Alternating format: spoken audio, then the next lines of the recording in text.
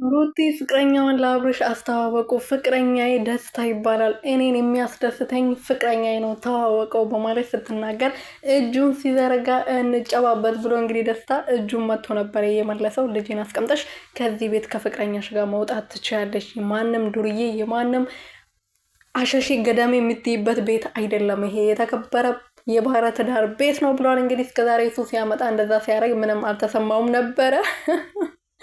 አይ ሩትዬ በእናታችሁ ፍቅረኛዬ ነው ተዋወቀው አለችው ማለት ነው። ሰላም ሰላም ቤተሰብ እንዴት ናችሁልኝ? እኔ ያለው ፈጣሪ እየተመሰገነ በያላችሁበት ሰላማችሁ በዘት ተረፍረፍ ይበልልኝ። እኔ ውድና ወርቅ የሆናችሁ ቤተሰቦች ለዚህ ቤት አዲስ የሆናችሁ ሰብስክራይብ፣ ሼር፣ ላይክ እያደረጋችሁ የመደወል ምልክት ደግሞ እንዳይረሳ ማለት ነው። ሩቲና አብርሽ እንግዲህ ከነ ፍቅረኛው መጥተዋል ማለት ነው። አብርሃም በድንገት ዘበኛው ነግሮኝ ነው አዲስ እንግዳ እንደመጣ ሲነግረኝ እሱ እንግዳ ሊተዋወቀው ነው የመጣው ስትል ሲላት እንግዲህ ሩትዬም ደግሞ ያው እሱን ለማናደድ እሱን ለማስቀናት መጀመሪያ ማነክ ምንድነክ ስትል ነበረ።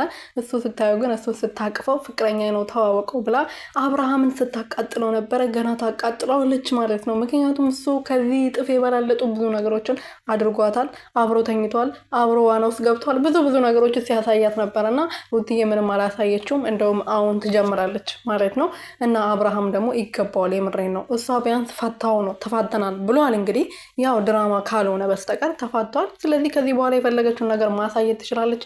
ሩትዬ ደግሞ ይገባታል፣ ብዙ አልቅሳለች ማለት ነው። እና አብርሃም ለማንኛውም የመቃጠልና የመንጨርጨር ዘመን ይሁንል እንላለን። ሌላ ምንም የምንለው ነገር የለም። አታሳዝንም የኔ ምር ማለት ነው። ራስክ ነው ያጣት፣ ራስክ ነው ከአንተ እንድትርቅ ያረካት ማለት ነው።